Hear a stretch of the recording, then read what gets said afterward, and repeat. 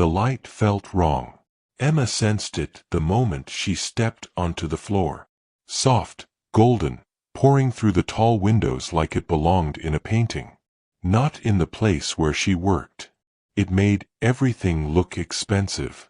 Untouchable.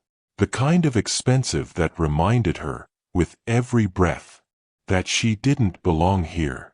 She adjusted the collar of her uniform. The fabric brushed against her fingers, thin, worn, tired. Threads were starting to break near the pocket. Small, invisible to anyone else. But she knew they were there. She smoothed the front of her apron, trying to erase the signs of too many late nights, too many shifts, too many moments like this one. No one ever looked that closely. Except him. Marcus Hale sat alone at table 7, close to the window, right where the light hit him like a spotlight. He never asked for, but commanded effortlessly. His back was straight, shoulders squared, hands folded neatly over the white linen, as if he were leading a silent board meeting. He didn't look up when she approached. He never did. Not on the first pass. But she felt his attention anyway. Sharp, cold, deliberate. Like a blade resting against her spine. Her heartbeat stumbled. She hated that it did. "Good afternoon, Mr. Hale." Her voice was steady, professional, a tone she had practiced in the mirror. Like a language she wasn't sure she'd ever speak fluently. He didn't answer right away. His eyes stayed on the menu. But she knew he wasn't reading. Marcus always ordered the same thing. Grilled salmon, no butter, steamed vegetables, dressing on the side. This wasn't about food. It was a ritual. A test. She still didn't know which. And she wasn't sure it mattered. The silence stretched between them. Thin. Tight. Ready to snap. Then he finally looked up. His gaze moved over her face with surgical precision. Not interest. Not attraction. Assessment. As if she were something on display. Something he could replace at any moment. His features were sharp, controlled. Eyes dark enough to hide anything and everything. "Water," he said. Low. Clipped. Commanding. Still. No ice. No please. No acknowledgement that she was a human being. Standing 3 feet from him. Emma nodded, jaw tight, and walked toward the bar. Behind her, she heard the soft scrape of his chair. Felt his gaze trailing her. Heavy, unrelenting. Like gravity had decided to bend toward him. She hated that she noticed. Hated the way her pulse quickened. Hated that a traitorous part of her wanted to turn around, just to see what was in his eyes. The restaurant hummed around her. Low conversations. Glasses clinking. The hiss of steam from the kitchen where the staff moved like a machine. It was the kind of place people came to be seen. To prove something. Wealth. Taste. Power. Marcus Hale had all 3. And he made sure everyone knew it. Emma filled the glass with steady hands, even as her chest tightened, as if an invisible band were wrapped around her ribs. 6 months working here. Marcus had spoken to her exactly 17 times. She counted. Every interaction was the same. Brief, cold, transactional.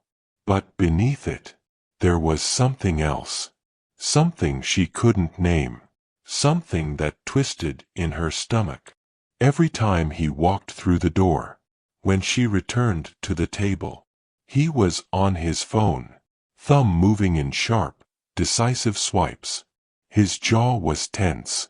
His brows slightly drawn. Irritation. Focus. She didn't know. She wasn't sure she wanted to. She set the glass down gently. Exactly where it needed to be. No ripple. No tremor. He didn't look up. She waited. 1 second. 2. 3. The silence pressed down on her shoulders. Then, without lifting his gaze, "You're still here." Not a question. A dismissal. A command wrapped in indifference. Emma curled her fingers briefly into her palm, nails biting skin, a reminder of her own restraint.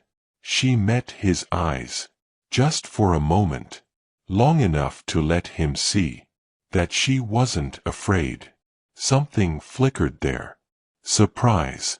Recognition. Maybe both. Then it vanished. Buried under ice, she couldn't begin to crack. "Let me know when you're ready to order, Mr. Hale."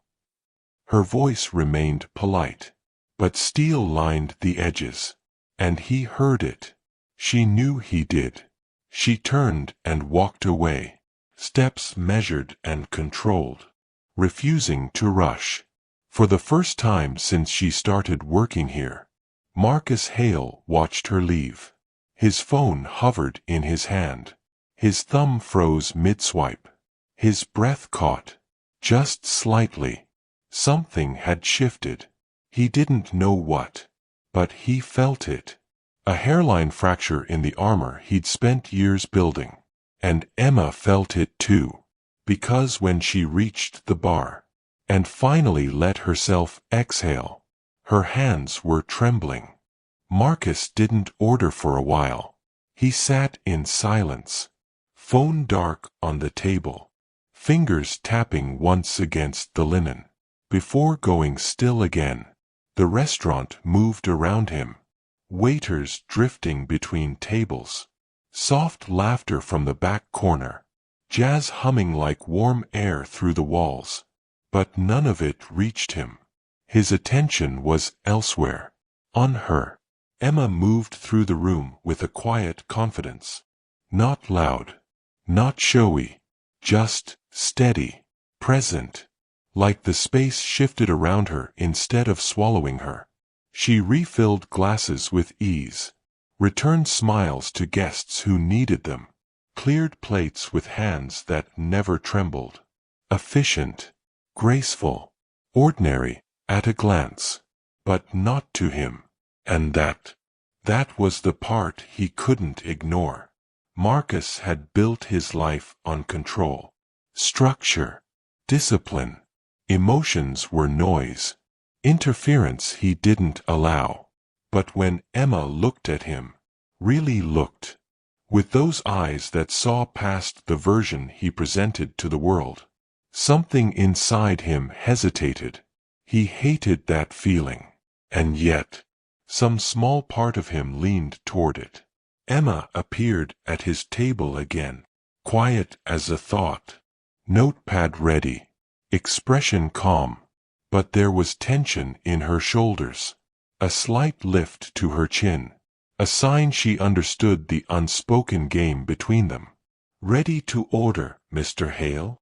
Her voice was smooth, neutral, practiced, as if she refused to let him see anything she didn't choose to show.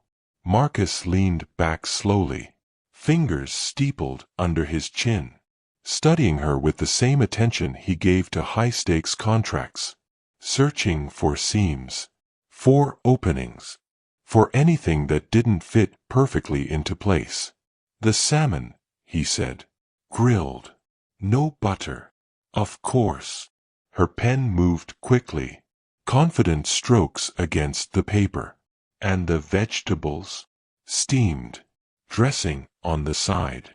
"Anything else?" He almost dismissed her, almost shut the door on the moment. But instead, he heard himself say, "What do you recommend?" Her pen froze mid-stroke. Emma looked up, and for a heartbeat, true surprise flashed in her eyes. It vanished quickly, but he caught it, held onto it. "The risotto is excellent today," she said. "Wild mushrooms, truffle oil. Do you like it?" The question settled between them, heavy, unexpected. Emma tensed. Subtle, but unmistakable. I've never tried it. Of course she hadn't. Meals here cost more than her rent. Something tightened in Marcus's chest. Guilt, maybe. Or something dangerously close to it. But he crushed the feeling before it grew. Then how do you know it's excellent? Her eyes sharpened. A soft, controlled narrowing. Because I listen, she said quietly. The guests who order it are always satisfied. That's my job, Mr. Hale. To pay attention. The unspoken accusation hovered between them. Unlike you. Marcus's lips twitched. Not into a smile, but into something he couldn't name. Just the salmon. Emma closed her notepad with a soft snap. A gentle sound that somehow felt final. I'll put that in for you. She turned and walked away. Steady, composed, refusing to rush for him or anyone else. Marcus forced his eyes back to his phone, to the endless emails, the unread messages, the meetings demanding his attention. But his thoughts stayed locked on her voice. The shift in tone, the boundary she drew with 3 simple words. My job. 20 minutes later, she returned with his meal. The salmon perfectly plated, golden edges catching the light. He barely looked at it. Enjoy your meal, Mr. Hale. She stepped away. Wait. The word escaped him. Rough, unbalanced. Emma paused, half-turned, eyebrow raised in quiet question. Marcus cleared his throat, hating the discomfort in his own voice. The service here, he said slowly. It's adequate. Adequate. A word that felt small. Empty. Wrong. Emma's expression stayed neutral, but her eyes softened, with something that looked painfully like pity. Thank you, Mr. Hale, she said. I'll pass that along to the manager. And then she was gone. Back into the rhythm of the restaurant. Into a world that didn't bend for him. Marcus picked up his fork. Set it down. His chest felt tight. He told himself it meant nothing. Just a moment. Just noise. But when Emma walked out of the kitchen, and their eyes met across the room, only for a second, he felt it. A shift. Small. Dangerous. And neither of them knew how to stop it. Breathe. Because this is just the beginning. Subscribe now and stay with me until the end. It was raining the next time Marcus walked in. Emma heard him before she saw him. The hostess greeting him softly. His footsteps steady against the marble floor. Familiar in a way she wished they weren't. She was at the bar, polishing wine glasses she had already polished twice. And her hands paused for a single heartbeat. Before she forced them to keep moving. He took the same table. Always the same table. She wondered if he asked for it. Or if the staff simply knew by now. When she approached, his jacket was draped over the back of his chair, dark with rain at the shoulders. A loose strand of hair fell across his forehead, out of place, softening the man who never allowed softness. For a moment, he looked human. Mr. Hale. He looked up, and this time, he didn't look away. His gaze held hers. 1 second. 2. 3. Long enough for her pulse to trip over itself. Long enough for the air between them to feel charged. Like the storm outside had followed him in. Emma. Her name. He had never said her name before. It dropped between them. Like something heavy. Like something he didn't mean to reveal. Her throat tightened. Can I get you something to drink? Whiskey. Neat. Not water. Not control. Not the man she thought she understood. Whiskey. Something was different tonight. Emma nodded and walked back toward the bar, heart thudding fast and reckless. The kind of fear that sits too close to curiosity. When she returned, Marcus was staring out the window, as rain spilled down the glass in blurred silver lines. The city behind it looked distant, softened, uncertain. She set the glass down. "Thank you." Emma froze. Marcus Hale did not say thank you. Not to her. Not to anyone in this building. "You're welcome," she managed. Steady on the outside. Nothing steady inside. He lifted the glass and took a slow sip. For a moment, neither of them moved. The restaurant's noise faded. Voices melting into a distant hum. Music dissolving into static warmth, as if the room had shifted around them and sealed them inside it. "Long day?" she asked quietly. Marcus turned his head, his eyes cutting into hers with sharp precision. "Why do you care?" It wasn't cruel, just raw, too honest. Emma didn't flinch. "I don't know," she said. "Maybe I shouldn't." His lips twitched, the closest he had ever come to a smile, or something like one. "Maybe you shouldn't." But he didn't look away, and neither did she.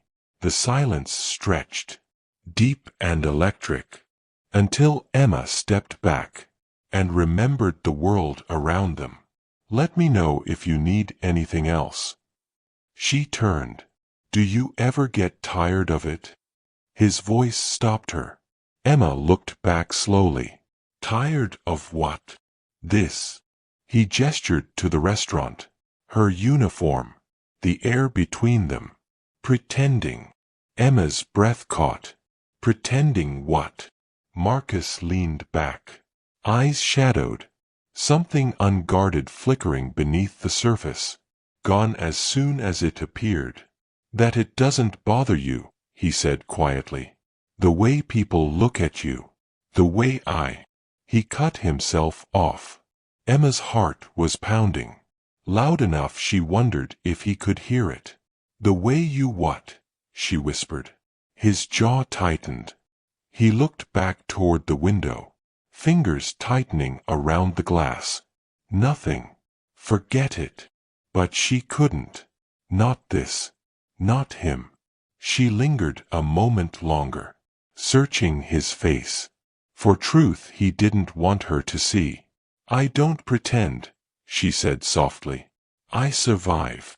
And she walked away, leaving him with his whiskey, his silence, and the words he couldn't bring himself to say. Marcus watched her disappear into the kitchen, his chest tight, his pulse uneven. He had almost said it, almost admitted the one thing he couldn't afford to feel, that she unsettled him, that she disarmed him, that she was the only person who made the world stop spinning long enough for him to feel anything at all. He drained the whiskey in one long swallow. It didn't help. Nothing did. Across the room, surrounded by strangers and golden light, Marcus Hale sat alone, thinking about the one person he shouldn't be thinking about, and hating himself for it. Marcus didn't come back for 3 days. Emma told herself she didn't notice, told herself it didn't matter, told herself the hollow ache in her chest each time the door opened and it wasn't him, was just exhaustion, just the weight of too many double shifts, just work. But on the 4th day, at exactly 1:47 p.m., Marcus Hale walked through the door, and Emma's breath caught, hard. She hated that it did. He looked different today, tired. There were shadows under his eyes, a stiffness in his shoulders, a heaviness she had never seen. He didn't wait for the hostess. He didn't greet anyone. He walked straight to table 7, like it was the only place in the world. that made sense anymore. Emma watched him from the bar, her fingers tightening around the counter, until her knuckles turned pale. "You okay?" She turned. Daniel, the line cook, was looking at her with quiet concern. "I'm fine." Too fast. Too defensive. Daniel followed her gaze. Saw Marcus. Saw her.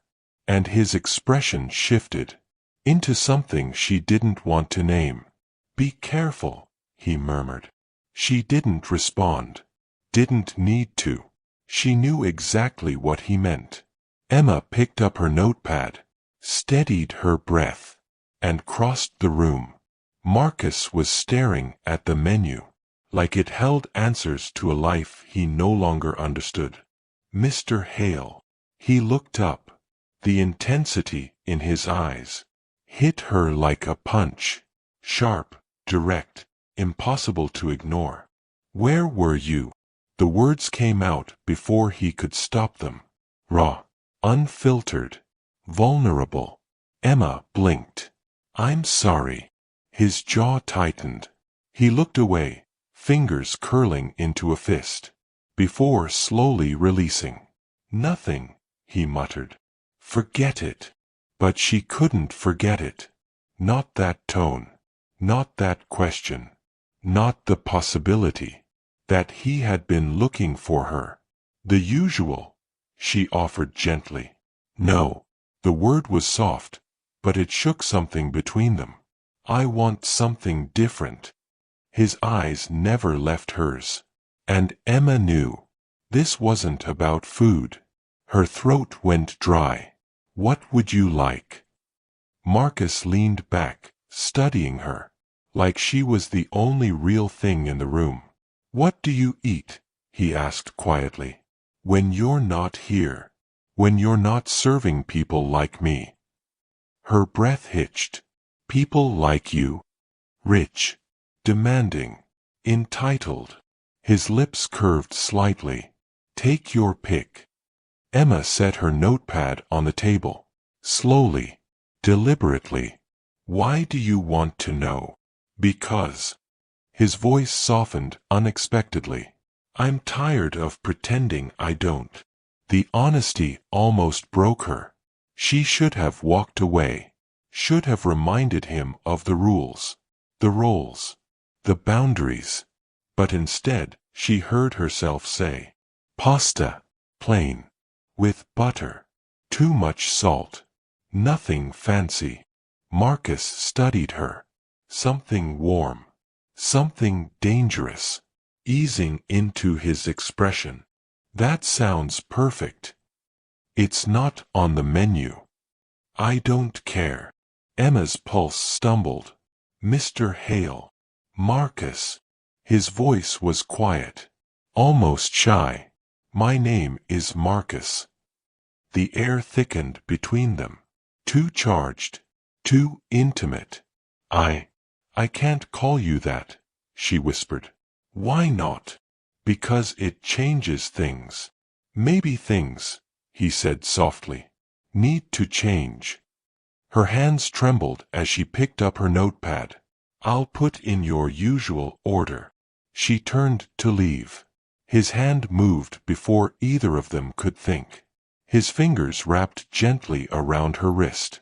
Warm, careful, human. Emma froze. "I'm sorry," he said, voice rough, "for the way I treated you, for pretending you were invisible, when you're the only person I see." Emma's heart pounded so loudly, she thought he might feel it beneath his hand. "Let go," she whispered, and he did. Immediately, as if he'd touched fire. "I'm sorry," he repeated. Emma stepped back, her chest too tight, her thoughts spinning. "I'll get your order." She walked away faster than before, not because she wanted distance, but because she didn't trust what she might do. If she didn't. In the kitchen, she pressed her hands to the counter and tried to breathe. Daniel appeared beside her, quiet and steady, I told you to be careful. I know, she whispered. But when she looked back out, through the small window in the swinging kitchen door, Marcus was still there, still watching the space where she had stood, his expression unguarded, wounded, human in a way that terrified her. And Emma felt it, the truth she didn't want to admit. She was already too far in, too far gone, and there was no turning back now. Emma couldn't stop thinking about his hand on her wrist. 2 hours had passed since Marcus left, barely touching his food, leaving cash on the table, walking out without a word. And still, she felt it, the ghost of his fingers on her pulse. Warm, careful, devastating. She moved through her tables on autopilot, smiling, serving, breathing, but her mind was somewhere else entirely, somewhere dangerous. The lunch rush faded. Only a few guests remained, scattered across the dining room. Emma was clearing table 3, when a voice cut through the room like a blade. "Excuse me, waitress." Sharp, loud, designed to humiliate. She turned. The man at table 9 was in his 50s. Expensive suit, gold watch, cheeks flushed with power or alcohol. With his type, it didn't matter. "How can I help you, sir?" Her tone stayed even, controlled. "This wine." He shoved the glass toward her. "It's warm. Unacceptable. Your standards have obviously slipped." His eyes dragged down her uniform, slow, dismissive, like she was nothing. "I'll bring you a fresh glass, sir. I don't want it from you." He leaned back, arms crossed. "I want someone competent. Someone who actually belongs here." The words hit hard. A slap disguised as a sentence. Emma kept her expression neutral, but her jaw tightened. "I can get the sommelier." "Do you even know what that word means?" His laugh was cruel. "People like you, serving people like us? It's almost funny. Be grateful we let you near our tables." The room fell silent. Forks paused. Eyes turned.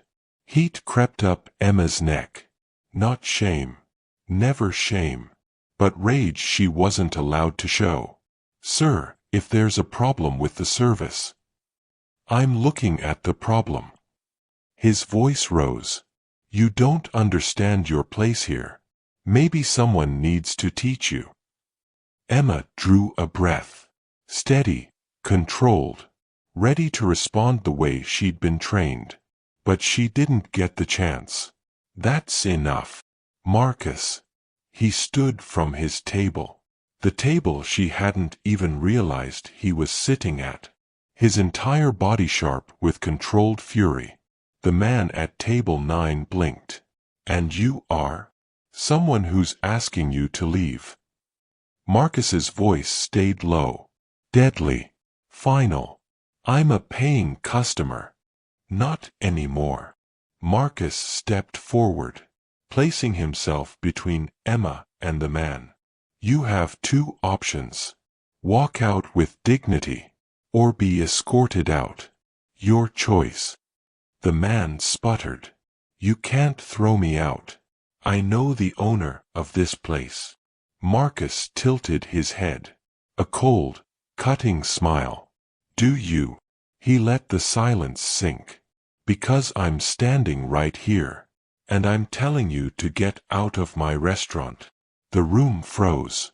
Emma's breath stopped. "My restaurant." The man's face drained of color. You're Marcus Hale?" "I am." Marcus didn't blink. "And you're leaving." The man stood, chair scraping loudly, grabbing his jacket with shaking hands. He muttered about lawyers, reviews, consequences. But Marcus didn't flinch, didn't move, didn't care. When the door finally closed behind him, the restaurant exhaled, as if it had been holding its breath. Emma didn't move. Marcus turned to her, and the fury in his eyes softened into concern. "Are you all right?" She stared at him. "My restaurant." Marcus swallowed, looked around, lowered his voice. "Emma, not here. Please." But she couldn't hold it in. "You own this place." Her voice cracked. "All this time, every shift, every moment I stood at your table, and you just let me believe you were another customer." She stepped back, the truth slamming into her chest. "You were testing me, Emma.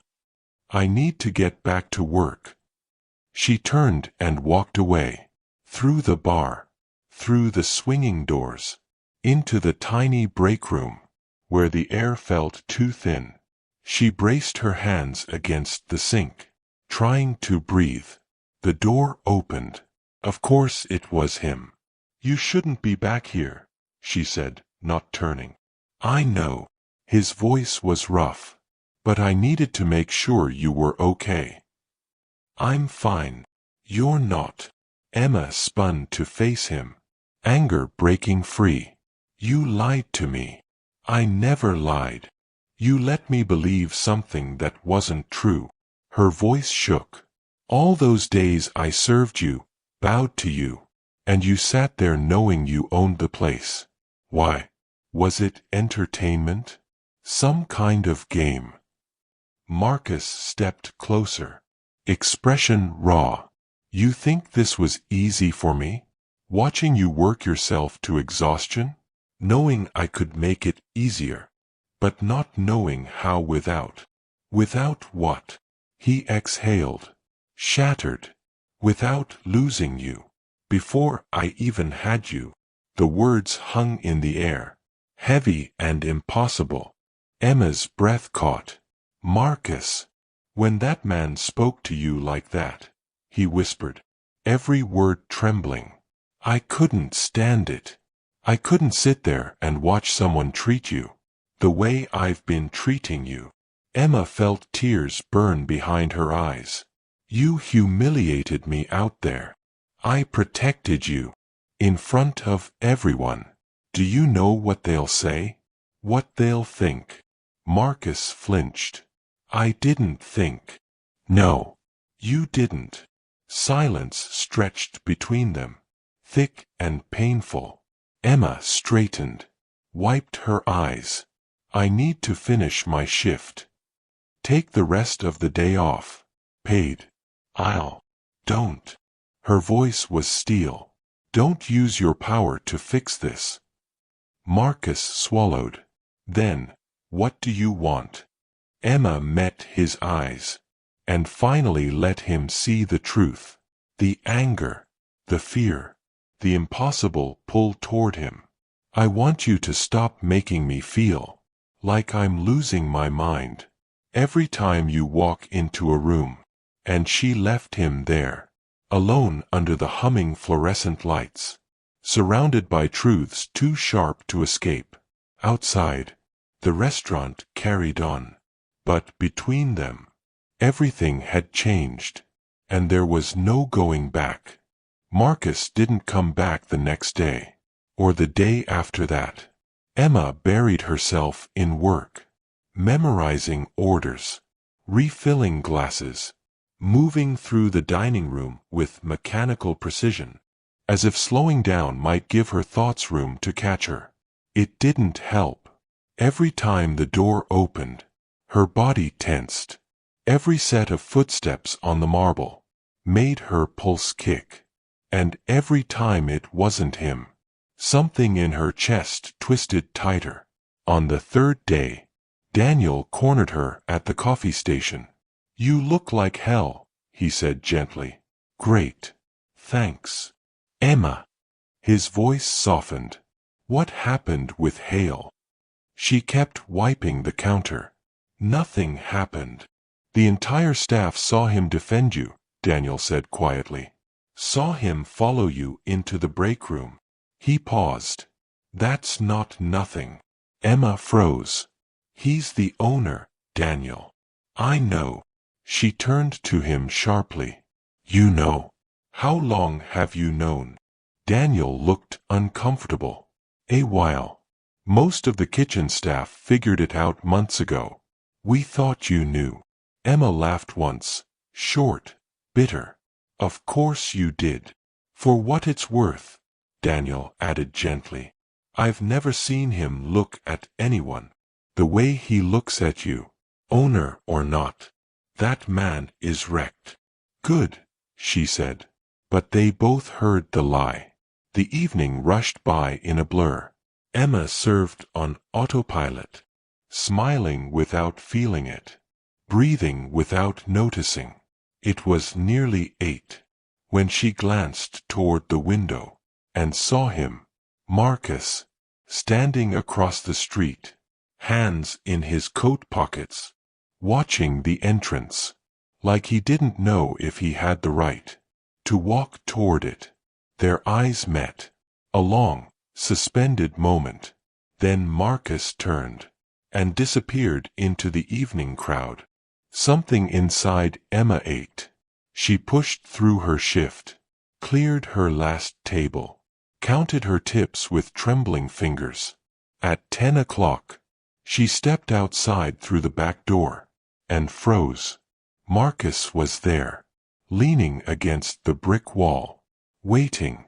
I'm sorry, he said immediately. I know I shouldn't be here. I know you probably don't want to see me, but I couldn't leave things the way they were. Emma's voice barely came out. How long have you been here? Since 7:30. Marcus. I needed to see you, he said, stepping closer. To explain what I did in the dining room, defending you. It wasn't about humiliating you. I couldn't watch him talk to you like that. Because I work for you, she whispered. No. His voice cracked. Not because of that. Then why? Marcus looked at her. Really looked at her. And every wall he'd built crumbled. Because watching someone hurt you hurts me, he said quietly. Because I think about you constantly. Because I haven't slept in weeks. Because He stopped. Swallowed. Tried again. Because I'm falling in love with you. And I don't know how to do this. Emma's breath hitched. She had known. But hearing it out loud shook something loose inside her. You can't, she whispered. I know. I work for you. I know. This is impossible. I know, he said. And somehow the word broke him open. Believe me, I've listed every reason this can't happen. Every ethical concern. Every imbalance. Every way it could ruin both our lives. He took another step toward her. But none of it matters, he whispered. Because the truth is, Emma, I've been yours since the first time you looked at me, like I was a man, not a bank account with a heartbeat. Her eyes burned. You don't know me. Then let me, he pleaded softly. Not as your boss. Not as a customer. Just as Marcus. The man who can't stop thinking about you. The man who drove past this restaurant 17 times today. Because he was terrified you'd tell him to leave. Emma blinked. 17. I counted. A broken laugh escaped her. That's pathetic. I know. A faint smile. You make me pathetic. The cold alley fell away. The noise of the city dimmed. It was just them. I can't lose this job, she whispered. I need it. You won't, Marcus said instantly. No matter what happens. Or doesn't. Your job is safe. I'll put it in writing. That's not the point. Everything between us is already unbalanced. You have all the power. Then take it from me. His voice was fierce now. Tell me what you need. Set the boundaries. I'll follow them. Slowly, carefully. He reached out. When she didn't pull away, his hand cupped her face. With devastating gentleness. It's you, he breathed. It's always been you. Emma closed her eyes, leaning into his touch. I'm scared. Me too. What if this ruins everything? What if it doesn't? She opened her eyes. He was watching her with a tenderness that hurt. I don't know how to do this, she whispered. Neither do I, he admitted. But I want to try. If you'll let me. Every instinct told her to run. But she was so tired of running. One condition, she said. Anything. When I'm at work. You're my employer. Nothing more. No special treatment. Done. And if this falls apart, you let me go. Recommendation. Severance. Whatever it takes. Marcus stepped closer. Pulled her into his arms. Slow, warm, certain. I promise, he murmured. But, Emma, it's not going to fall apart. She pulled back just enough to meet his eyes. You can't know that. No, he said softly. But I can choose it. Every day. For as long as you'll let me. And in that cold alley. With the city breathing around them. And the future terrifyingly uncertain. Emma made a choice. She kissed him. Soft. Tentative. A question and an answer. All at once. Marcus went still. Just for a heartbeat. Then pulled her closer. Kissing her back like he'd been drowning. And she was air. When they finally broke apart, Emma rested her forehead against his chest. This is insane, she whispered. Completely. We're going to regret this. Probably. Marcus. I know. He lifted her chin gently. But I'd rather regret trying than spend my life wondering, what if? And in that moment, with everything uncertain, and everything possible, Emma realized he was right. Some things were worth the risk. Even the impossible ones. Emma woke to 9 missed calls. All from the restaurant. Her stomach dropped. The room was still dim. Her phone screen too bright. The clock barely striking 6 a.m. Her shift didn't start until 11. Nobody called this early. Unless something was catastrophically wrong. She dialed back with shaking fingers. Emma, thank God. Patricia breathed. Tight, stressed, urgent. We need you to come in. Now. Emma sat up straighter. What happened? There's been. Patricia lowered her voice. A situation. With Mr. Hale. Corporate showed up unannounced this morning. They're asking questions about the incident with that customer. The one he threw out. The one who deserved it. Emma's blood went cold. What kind of questions? The kind that involve lawyers. Then, heavier. Emma, they know about you too. The world tilted. I'll be there in 30 minutes. She dressed in a blur. Buttons, zippers, shoes that wouldn't tie fast enough. Her pulse roared in her ears. Someone must have seen them. Someone must have talked. Someone must have. It didn't matter. Whatever she and Marcus had barely begun was already falling apart. When she reached the restaurant, the front doors were locked. The dining room dim, closed. She slipped through the service entrance. Voices echoed upstairs. Sharp, formal, cold, corporate. Daniel caught her by the arm. Don't, he warned softly. Whatever you're about to do, don't. I have to, she whispered. They'll crucify you both. Daniel's voice was steady, but pained. That customer Marcus removed? His family owns half the commercial real estate in the city. He filed a complaint. Claims Marcus is unstable, irrational. Created a hostile environment. Emma stared at him, horrified. That's not true. Doesn't matter. His lawyers want an investigation. And someone told corporate that Marcus is involved with staff. The word involved hit harder than it should. We kissed once, she whispered. In an alley. After hours. I know. Daniel's expression softened. But they don't care about the truth. They care about liability. And right now, you're both liabilities. Emma pulled away. Where is he? Emma. Where? Daniel exhaled. Upstairs. Conference room. But you can't just walk. She was already moving. Up the stairs. Toward the voices. Toward the end of everything. She paused outside the door, her hand hovering over the handle. Inside, a lawyer spoke. Mr. Hale, your judgment appears compromised. Removing a high-profile guest, especially in defense of an employee you're allegedly romantically involved with, creates significant exposure for the company. Marcus's reply was ice.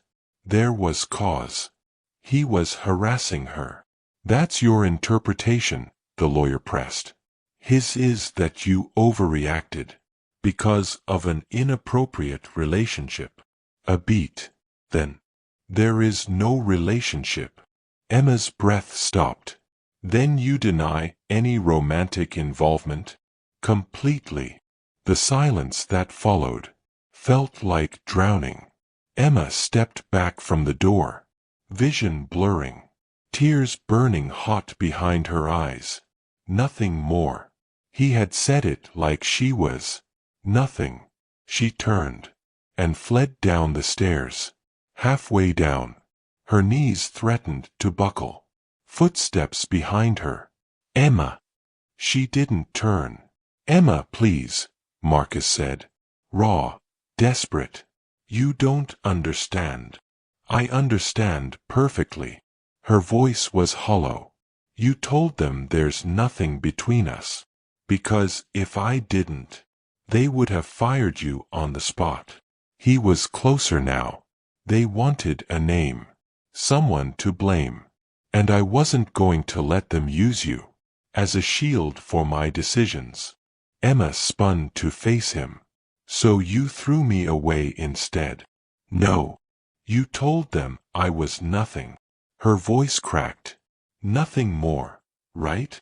Marcus flinched, as if she'd hit him. I was protecting you. I didn't ask you to protect me, she whispered. I asked you to be honest. Emma, they were going to say. You seduced me for job security. That you manipulated the situation. I couldn't let them destroy you. So you destroyed us instead? There is no us. If you lose your job, he said, pained. No us.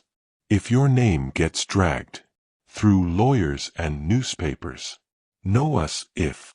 His voice broke. I was trying to save what we could still save. By denying I exist. By keeping you out of their crosshairs. Emma wiped at her eyes, furious. The optics don't care what we have or haven't done. The power imbalance is there. The risk is there. And you just proved. You'll always choose your reputation over anything real. That's not true. None of this is fair, she cried. You think I don't know what I look like to them? To people like him. To people like you. I'm replaceable. Disposable. Marcus's voice shook. You are none of those things to me. Then what am I, Marcus? She stepped closer. A demand. Tell me. Right now.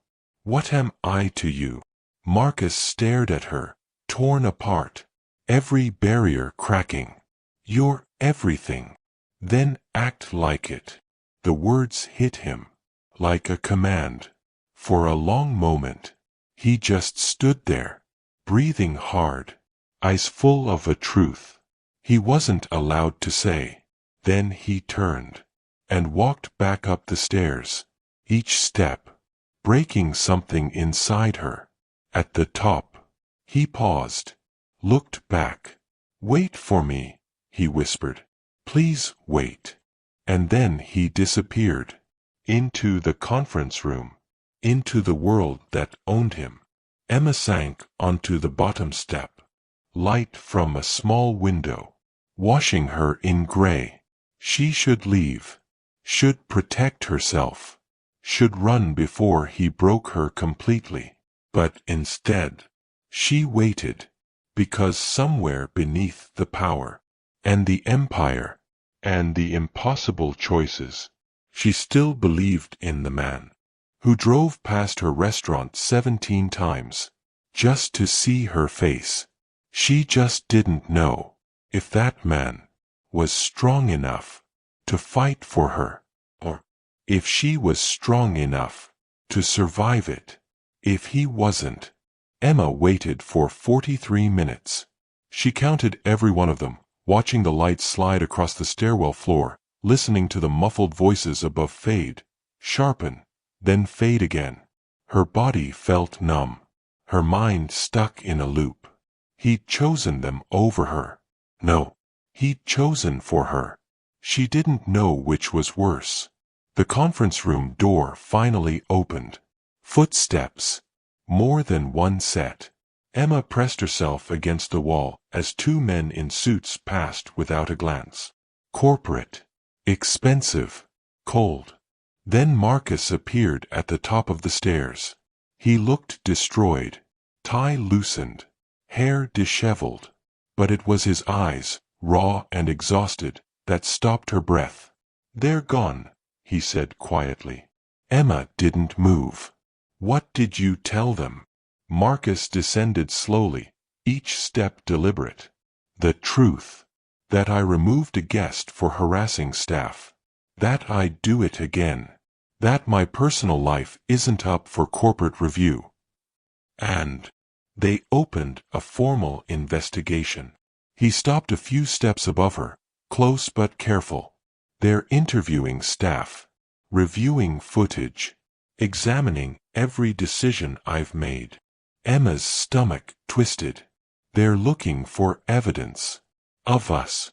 "They won't find any," he said firmly.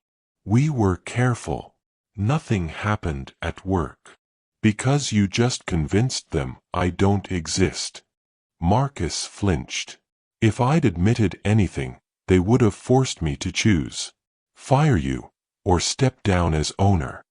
So you lied. I bought us time." "Time for what?" Her voice broke. "For them to decide I'm the problem anyway? For you to keep pretending I'm invisible? That's not fair. None of this is fair." The words burst out of her. "You asked me to wait. I waited. You asked me to trust you. I trusted you. And the moment it got hard, you folded." She covered her face, struggling to breathe. Marcus closed the distance, then stopped himself. "I'm sorry," he said softly. "I panicked. I've spent my life building walls, staying in control. Then you walked in and looked at me like I was just a person, not a name, not a fortune, just Marcus." He laughed bitterly. "And I wanted that. I wanted to be that man for you." Emma lowered her hands. "When they threatened you today," he continued, voice rough, "all I could see was you losing everything because of me. You have the right." "No," he said. "I'm your employer. I hold the power here. And wanting you puts you at risk.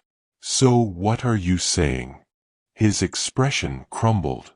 "Maybe the best thing I can do for you is let you go." The words hit like a blow. "You're ending this," she said flatly, "before it even starts. I'm trying to protect you." "Stop protecting me." She stepped closer. "Stop deciding for me. You think I don't know what I'm risking? I've calculated the cost every single day." "Then why?" he asked. "Because I thought you were worth it," she said, tears breaking free. "Because when you said you were falling in love with me, I believed you." Her voice cracked. "I thought someone would finally choose me. Through the complications. Not run from them. But the moment it got difficult," she whispered, "you chose your empire and called it protecting me." Marcus's breath shook. "What if I can't give you what you deserve?" "Then let me decide that," she said softly. "Just be honest. Tell me what you want." He hesitated, then broke. "I want you," he said. "I want a life with you. Not hiding. Not pretending. I want everything." His voice dropped. "And it terrifies me. Because I don't know how to do this without hurting you." "Then hurt me," she said. "Make mistakes. Just don't give up on us before we try." "I'm scared of losing you." "Then stop pushing me away. I don't know how to do this right." "Neither do I," she smiled through tears. "Maybe we figure it out together. They'll fight us. Let them. You could lose your job." "Then I'll find another one," she said, pulling him closer. "But I won't find another you." Marcus laughed, half-sob, and wrapped his arms around her. "I love you. I'm terrified, but I love you. And I'm done pretending." "Say it again." "I love you." "Again." "I love you, Emma Reeves. And I'll fight for us." The kiss wasn't hesitant. It was a promise. When they pulled apart, Marcus whispered, "What do we do now?" Emma smiled. "You take me to breakfast. Somewhere public. The investigation will happen anyway," she said, squeezing his hand. "But this way, we choose us." Hand in hand, they walked down the stairs, into the morning light. Not certain. Not safe. But hopeful. And for the first time, Emma wasn't afraid. Because she wasn't alone anymore. 3 months later, Emma walked into the restaurant through the front door. Not the service entrance. Not the back alley. The front door. Friday night. 7 p.m. She wore a dress that made her feel like someone else entirely. Someone who belonged. The hostess, new, hired after the investigation, smiled. "Good evening. Do you have a reservation?" "I'm meeting someone," Emma said. The words felt strange. And natural. Marcus was already there, at a table by the window. Not table 7. A different one. A small change. But it mattered. He stood when he saw her, his eyes lighting up in a way that still tightened her chest. "You're beautiful." Emma smiled. "You're biased." Completely. He pulled out her chair, and she let him. Old habits were hard to unlearn. They'd had to unlearn many. The investigation had cleared them. Barely. No proof of misconduct. No evidence their relationship had influenced the business. But the damage remained. Emma had resigned 2 weeks later. Not because she had to, but because staying felt impossible. Every shift, every look, every rumor. Marcus had offered to step down. She'd refused. "This is your life's work," she'd told him. "I won't let you sacrifice it for me." "So what do we do?" he'd asked. "I find something that's mine." Terrifying. Liberating. Both. Now, 3 months later, Emma worked at a small gallery across town. Less money. Less prestige. But hers. And twice a week, she came here for dinner. As Marcus's girlfriend. his partner, his equal. "How was your day?" Marcus asked, pouring her wine. "Good. I might get to curate my own exhibition."